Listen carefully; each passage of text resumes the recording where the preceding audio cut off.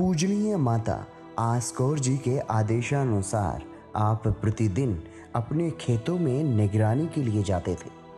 उन दिनों आप जी के खेतों में चने की फसल लहलहा रही थी। आप जी ने फसल की निगरानी करते हुए एहसास किया कि खेत में से प्रतिदिन कोई व्यक्ति चने के पौधों को जड़ से उखाड़कर ले जाता है। एक दिन आप जी ने उस फसल चोर को रंगे हाथों पकड़ने की ठान ली तथा आप जी खेतों में ही एक स्थान पर छुपकर बैठ गए। उस समय आप जी ने देखा कि एक व्यक्ति आया और उसने चने के पौधों को जड़ से उखाड़कर एक भारी गट्ठर बांध लिया। वह गट्ठर कुछ ज्यादा भारी हो गया। अब गट्ठर को अपने सिर पर रखने के प्रयास में वह गिर पड़ा। बार बार प्रयास करने के उपरांत भी वह गट्ठर सिर पर रखने में सफल नहीं हो पाया तो दुखी हो उठा। आप जी ये सारा दृश्य छुपकर देख रहे थे। आप जी को उस पर तरस आ गया। आप जी धीरे से उस व्यक्ति के पास चले गए।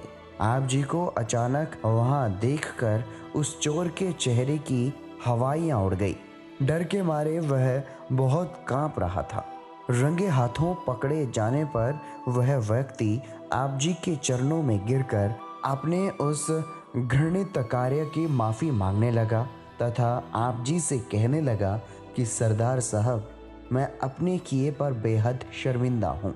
आप जी तो स्वयं ईश्वरीय स्वरूप हैं। उस चोर की दयनीय हालत को देखकर आप जी को उस पर दया आ गई।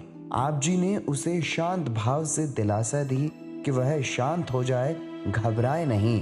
अब वह व्यक्ति उस गट्ठर का क्या करे, उसकी मनोदशा को भांपते हुए आप जी ने फरमाया, इस गट्ठर को 2 हिस्सों में बांट लो। अतः उसने उस गट्ठर को 2 भागों में बांट दिया। एक गठरी आप जी ने उस व्यक्ति के सिर पर रख दी तथा दूसरी स्वयं उठा ली। आप जी स्वयं अपने ही खेत की फसल चोर के घर पहुंचाने चले हैं। वाह सदगुरु, तेरे खेल निराले। उस व्यक्ति का विचार था कि दोनों गठरियां आप जी के घर पर पहुंचा दी जाएं, परंतु आप जी ने फरमाया, नहीं भाई, अब तो ये तुम्हारे हिस्से का ही है, तुम्हारे घर ही छोड़कर आएंगे। वह व्यक्ति और अधिक शर्मिंदा हो गया। उसने फिर विनती की कि दोनों गठरी आप जी अपने ही घर ले जाएं। इस पर आप जी ने उसे समझाया, भाई घबराते क्यों हो, कौन देखता है, किसे क्या पता लगेगा, यह दोनों गठरियां तो आपके ही घर लेकर जाएंगे। इस प्रकार आपने अपने ही खेत से चोरी की गई चने की फसल को चोर के घर तक स्वयं पहुंचा दिया। जब आप जी उस व्यक्ति के घर से वापस आने लगे तो उस व्यक्ति ने हाथ जोड़कर विनती करते हुए कहा कि सरदार साहब, मैं आपका सदा के लिए ऋणी हो गया हूँ।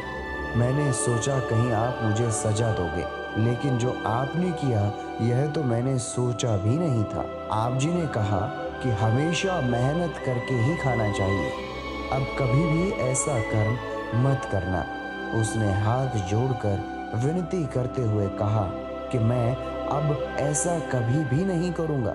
यह विचारणीय प्रसंग है कि ऐसा कहना और सुनना तो आसान है, लेकिन क्षमाशीलता का ऐसा अद्भुत कार्य करना आप जैसे महान व्यक्तित्व के लिए ही संभव है।